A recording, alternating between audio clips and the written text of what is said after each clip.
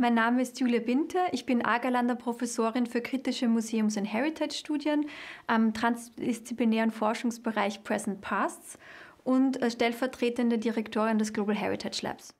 Das Kritische in kritische Museums- und Heritage-Studien, Heritage bedeutet so viel wie Kulturerbe, bedeutet, dass wir uns nicht nur ansehen, wie Museen und Kulturerbe in Europa praktiziert wird und wie wir diese Arten und Weisen verbessern können, sondern dass wir global denken und auch unsere vielen unterschiedlichen und teilweise auch sehr schwierigen Geschichten mit einfließen lassen in die Analyse. Das bedeutet, wir schauen uns an, welche kolonialgeschichtlichen Verflechtungen Museen und Kulturerbe haben, welche auch Handlungsanweisungen oder Bedürfnisse daraus erwachsen. Zum Beispiel, ich leite gerade ein kooperatives Forschungs-, Ausstellungs- und Restitutionsprojekt mit Partnerinnen aus Namibia, wo wir gemeinsam in den letzten 6 Jahren beratschlagt haben und auch gemeinsam geforscht haben, wie wir mit Kulturerbe aus Namibia, das in deutschen Museen, in diesem Fall im Ethnologischen Museum in Berlin liegt, umzugehen ist in der Zukunft. Wo soll es weiter aufbewahrt werden? Wer soll dazu Zugang haben? Und die Antwort darauf war, dass es vor allem auch Namibierinnen und Namibier sein sollen, deren Kulturerbe nach Hause kommen soll. Kritisch bedeutet zumindest 2 Dinge. Einerseits, dass wir uns kritisch hinterfragen, unsere eigene Position, wie wir überhaupt forschen.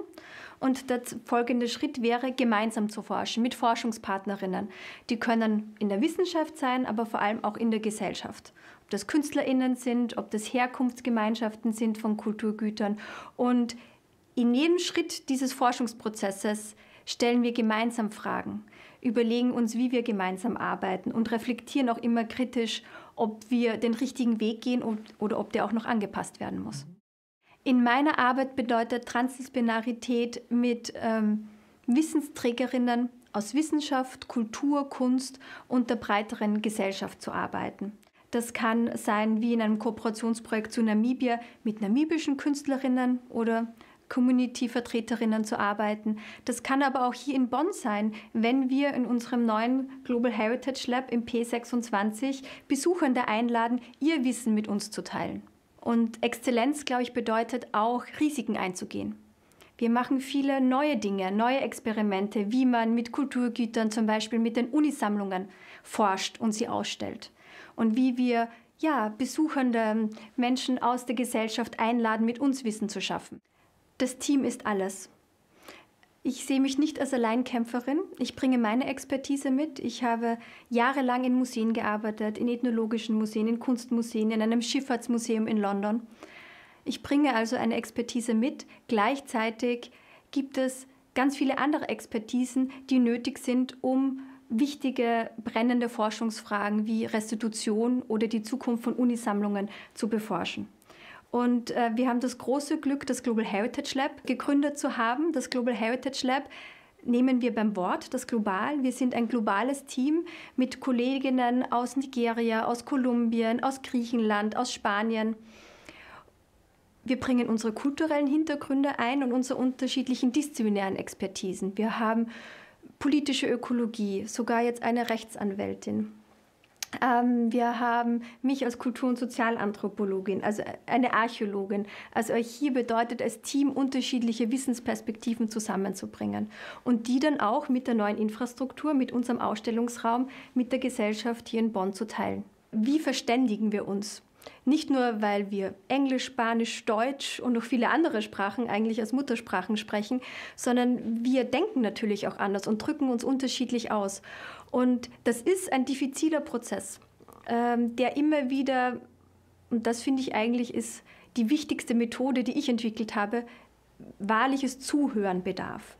Zuhören und zu verstehen, was will mir die Person mitteilen, mit welchen Worten machen wir das. Vielleicht bedeutet koloniale Verflechtung für mich etwas ganz anderes als für meinen Kollegen, meine Kollegin.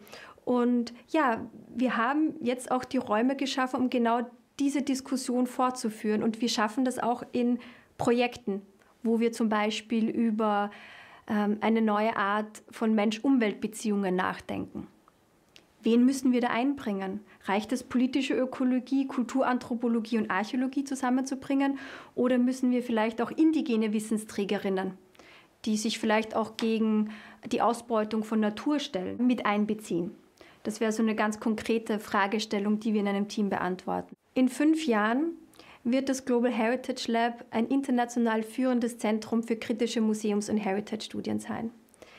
Wir haben eine lebhafte internationale Gemeinschaft. Wir haben Kolleginnen aus Afrika, aus Asien, aus Südamerika, aus Nordamerika, aus allen Erdteilen zu uns hier nach Bonn geholt. Wir haben gemeinsam diskutiert. Wir haben mit den Studierenden vor allem auch gemeinsam geforscht und gemeinsam haben wir Impulse gesetzt, wie wir Museen und Kulturerbe nachhaltiger und vor allem auch gleichwertiger gestalten können.